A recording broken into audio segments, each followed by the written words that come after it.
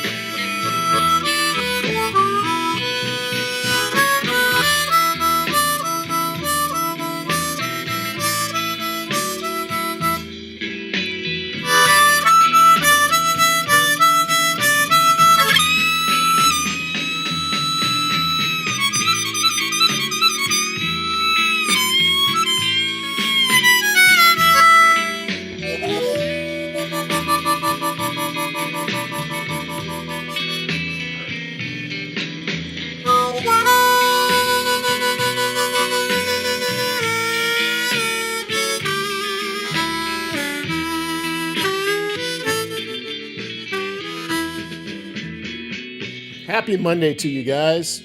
Thanks for checking out the stream today. Let's talk about contrast and what that means and how you can develop it. Pull up my video so if anybody's here, I can see you. Thank you for being here live. Let's dive into it. One thing that popped into my head also is really a tangent or related topic, but not really, which is visualization and this idea that like I can see clearly with my eyes closed. That was what came to my mind while I was playing. I was like, it's like being able to see everything so clearly with my eyes closed. Because for me, when I'm playing and when I'm improvising, I'm watching the patterns and the texture.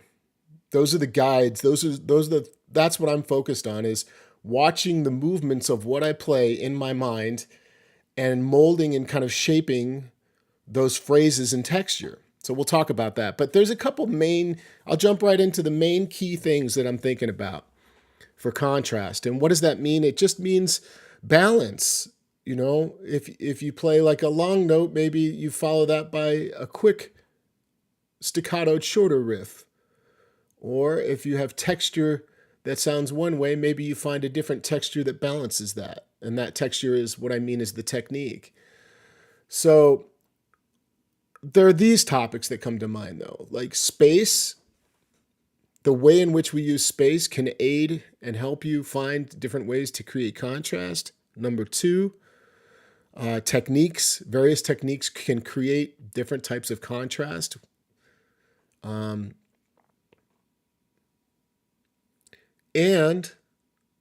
the phrasing itself and thinking about switching your position work up. These are the types of things that immediately will get you thinking about contrast. But think about the long note, short note idea. I mean, what does that sound like? Let me just back this up.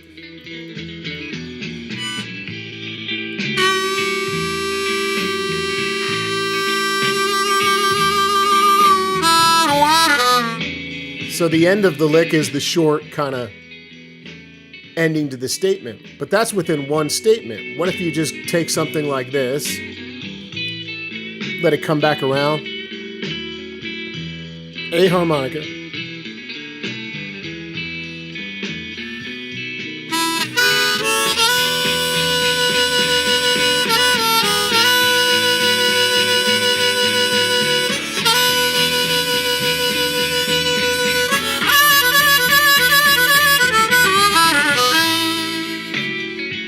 so you got a series of a one singular idea or repeated note or held long note, and then maybe a long, meandering, quicker phrase. Repetition is also a really good strategy for you when you're thinking about developing contrast, because sometimes you get caught moving so much in your playing, but you don't think to stay stationary and really like communicate one idea. So contrast is key. And the other final sort of really big umbrella topic for me is dynamics. When you think about, I think it's the biggest overlooked thing, even in great players. I think that there are great players that use it very well, of course. But I think there's a lot of good, really good players that don't. And I think that's why they're good players, not great.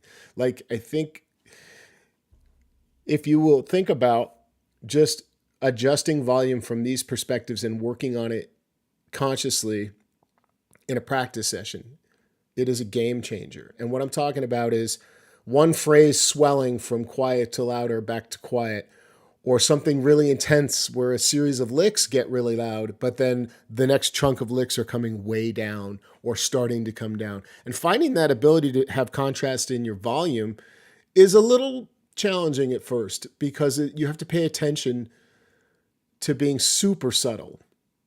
You have to be able to hear yourself in those different ways and know that when you're very quiet, you're communicating as well. So I love this topic. I think improvisation, I could come on every day and live stream and just talk about improvisation. It's, I think it's a really interesting topic. There's so much to explore, but find the contrast.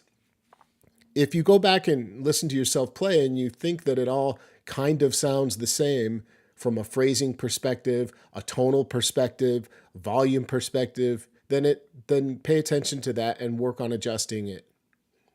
And think about how you can really play and push the limit.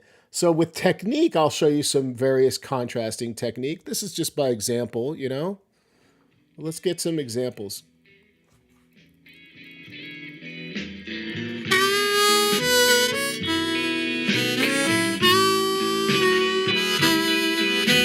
Layer 1, single notes.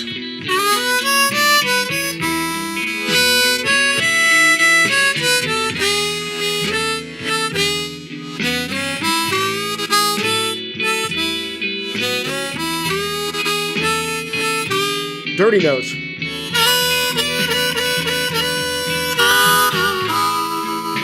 Blending two holes together.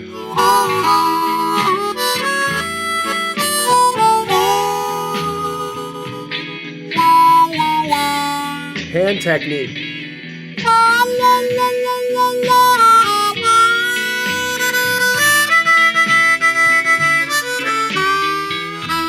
Octaves.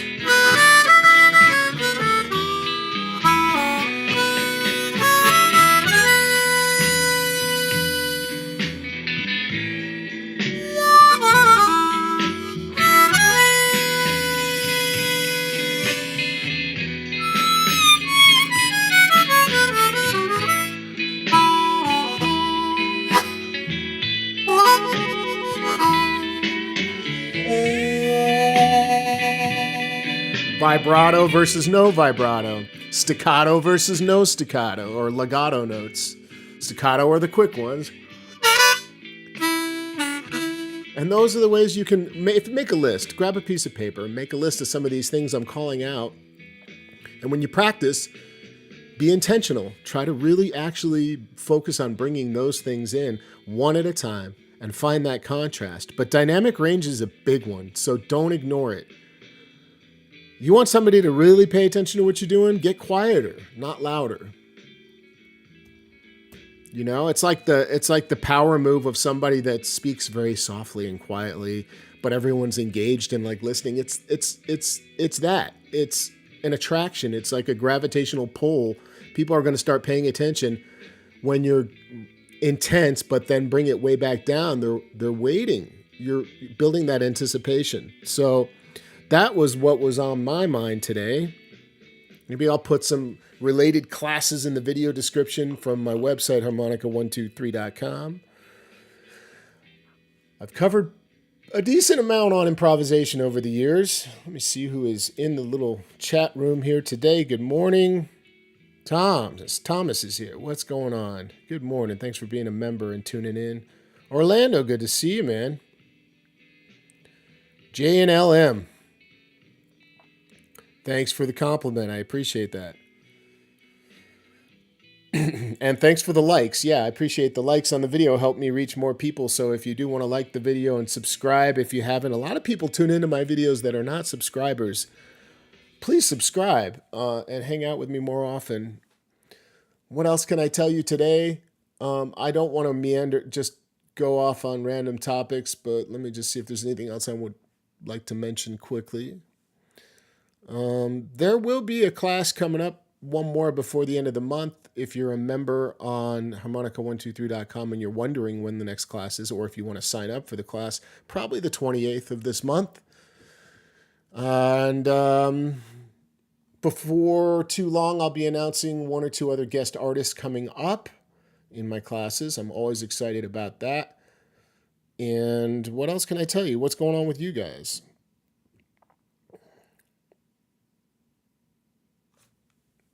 Pete, what's going on, man?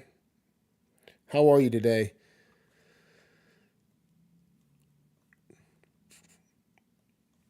So,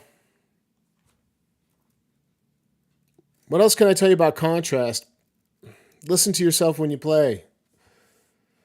It's the best thing you can do for your playing. Here's a little shuffle. One more little thing here. See if anything else comes up before I go. I have the same backing tracks every video.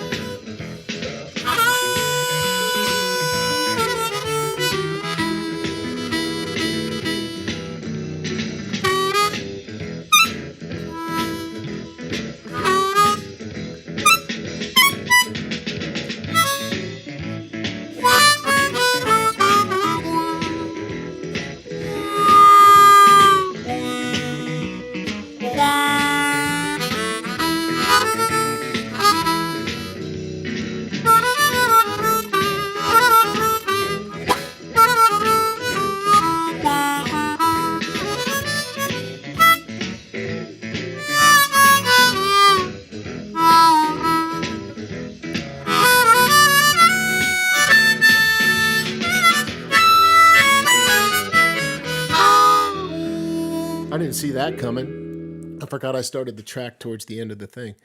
Yeah, contrast, you guys. Contrast. Find your contrast. That's what I got. That's the message today. Let's not go any longer. Let's not beat a dead horse, as they say. That's a terrible expression. I'm going to stop using that. Yeah, I got the Dig 3 on the thumbnail there, Tony. Thanks, Tony. Yeah, Dig 3 on the thumbnail there. You know, the new ideas that you're hearing when you say, you know, Tony's been to a few of the Dig 3 shows now, and He has told me that a few times. You're able to just come up with new ideas. I don't know how you're coming up with just new ideas all the time. It's because I don't limit myself, and I don't think in terms of licks. I think in terms of sound and shape and feel. And so, like, back to the quick message from the beginning of this video, I see with my eyes closed all the detail of what I'm doing, and I can shape it better. So if my eyes are closed when I'm playing, I'm watching these things like a picture being drawn as I'm playing, and it really helps to stay fresh and stay in the moment and find new ideas, because you're not just delivering the canned stuff. You're in the moment, landing on stuff and letting it influence you, and trying to move with it. And where does all this ability come from besides practicing a lot, developing technique, listening to a ton of music? It comes also from this idea that, it comes from working the instrument. I've got a class coming up in spa. That's what I'll end with today on the stream. I'll tell you what I'm doing at spa. I'm getting ahead. It comes from spending a lot of time understanding the instrument and the notes, the ear training of the literal notes available on the instrument. So at SPA, the Society for the Preservation and Advancement of the Harmonica, the convention this year is in San Antonio in the middle of August. Go to spah.org to learn more. I'm performing with the Dig 3 this year, but I'm also teaching a seminar, and that seminar will be called The Anatomy of the Diatonic Harmonica. And in the class, we'll be examining the structure, the anatomy, the notes that are available, and talking about ways to approach thinking about it, dividing it, and practicing the harmonica with that knowledge. And then fun exercises and blues licks that come from these various registers that we divided in, the lower, middle, and upper register. And so I'm just trying to get people to think outside of the box from where they are currently in that class and become more aware of where the sounds are. That's the main goal. Thanks, Pete. I do want to write a book. It's funny you should say that. I appreciate that encouragement. Writing a blues harmonica book sounds like a blast. And my idea was to write a book that told my story but intertwined the lessons, tangible practice lessons in between. Similar to kind of like what Adam and I did with our class, Lessons from the Journey, but much more detailed and obviously in written form. But here comes the trash, man. So that could be something that comes up down the line. I mean, I would love to do that. And I do like to write. So yeah, that would be fun. Yeah. As far as the question about, do you mean what note to stick to and stuff? Kinda. It's not so much about where to stick to as it's understanding the options and the choices you have.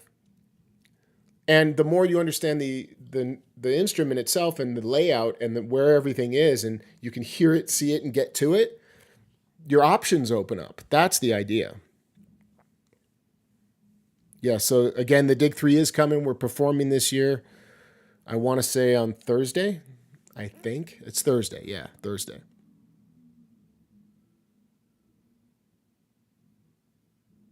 Yeah, there you go, Orlando. Play it pucker, then play it tongue block. That's a texture change, and that creates contrast. That's one method for sure. So that's what I got today. I hope you guys have a great day, and I'll be back. My goal is to try to be more active. I say it all the time out loud so that it'll actually stick, and I'll do that. And I hope to see you on the next one. Please do subscribe, and please give the video a like if you enjoy the content and want to see me do more live streaming. Yeah, maybe I should write that book. The thing is, like, there's a big difference between writing a book and like releasing it as an ebook versus like, something that's in hard copy form. So I'd have to figure that out. Whether I would just want to, because part of me thinks it'd be better to just release it as an ebook, but then I know I'd hear a lot of people going, no, you need the hard copy. I want to like hold the book or have you sign it or something, or, it's kind of a cool keepsake to have the actual paperback or whatever. But no, it's something that's been in my brain for the last probably 2 to 3 years, I'd say. My good buddy Shane just wrote a book, and he's on to his second book. So if you know Shane Sager, He's a phenomenal writer, good player too. You should be checking him out if you don't know him. And his book is great. Go check it out. I'll put a link to it in the video description if you want to see that. And yeah, so that's part of that class, JNL, is the octave jumps and practicing these repeating notes.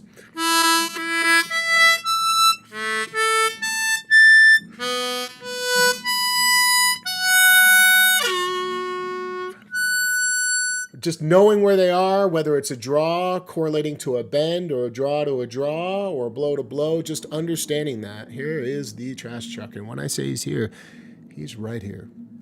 He likes to show up during live streams, and I don't mind. I mean, it's good practice for me. You guys know I'm sound sensitive. Let's just listen. Let's meditate on the trash truck.